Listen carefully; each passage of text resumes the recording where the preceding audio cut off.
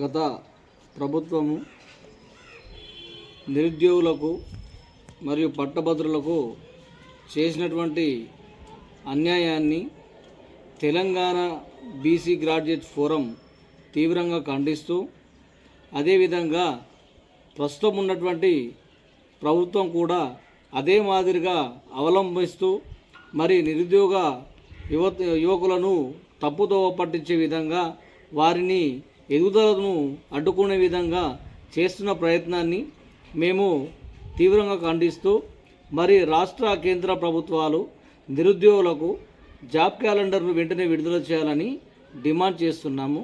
అదేవిధంగా గత ప్రభుత్వంలో జరిగినటువంటి కాంట్రాక్టు జూనియర్ లెక్చరర్లు మరియు డిగ్రీ లెక్చరర్లను మీరు రాత్రికి రాత్రే ఒక జీవో తీసుకొచ్చి వారిని రెగ్యులరైజ్ ఏ విధంగా చేశారు అనేది మేము ప్రశ్నిస్తూ ఉన్నాము.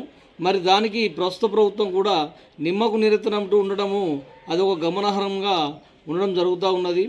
మరి ఏ జీవో స్టే ఉన్నా కూడా మరి వారిని రెగ్యులర్ చేయడం పట్ల మరి నిరుద్యోగులు కానీ పట్టభద్రులు కానీ అసహనం వ్యక్తం చేస్తూ ఉన్నారు.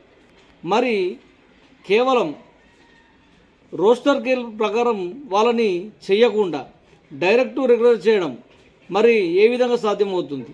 మరి రెగ్యులరైజ్ కాంట్రాక్టు లెక్చరర్లను చేయడం వల్ల మరి జూనియర్ లెక్చరర్లు డిగ్రీ లెక్చరర్లు మరి ఈరోజు గెజిటెడ్ ఆఫీసర్లుగా మారడం, మరి రోజు రోజుకు నిరుద్యోగ సమస్య తెలంగాణ రాష్ట్రంలో 40 లక్షలకు పైగా పెరుగుతూ ఉన్నది అనేది అది అందరూ తెలిసిన విషయమే.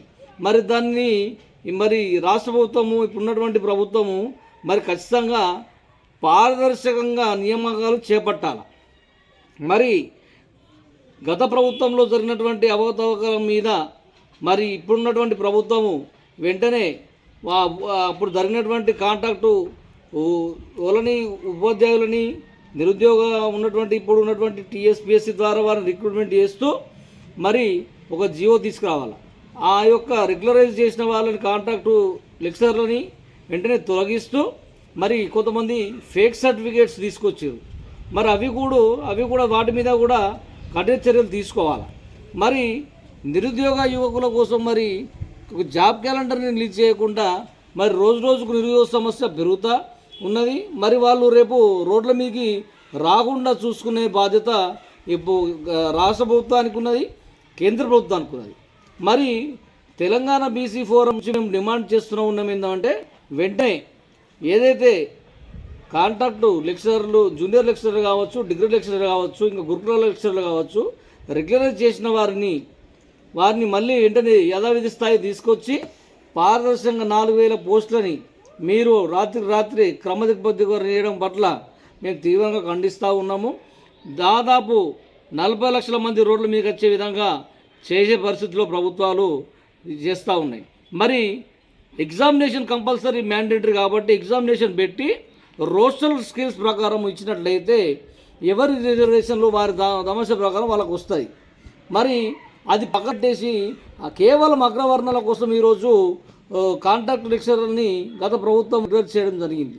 మరి అదేవిధంగా ప్రస్తుతం ఉన్న ప్రభుత్వం కూడా అదేవిధంగా ఆలోచిస్తుంది కాబట్టి దాన్ని వెంటనే రద్దు చేసి 4000 పోస్టులని టీఎస్పీఎస్సీ ద్వారా రిక్రూట్మెంట్ చేయాలని మేము డిమాండ్ చేస్తూ ఉన్నాం.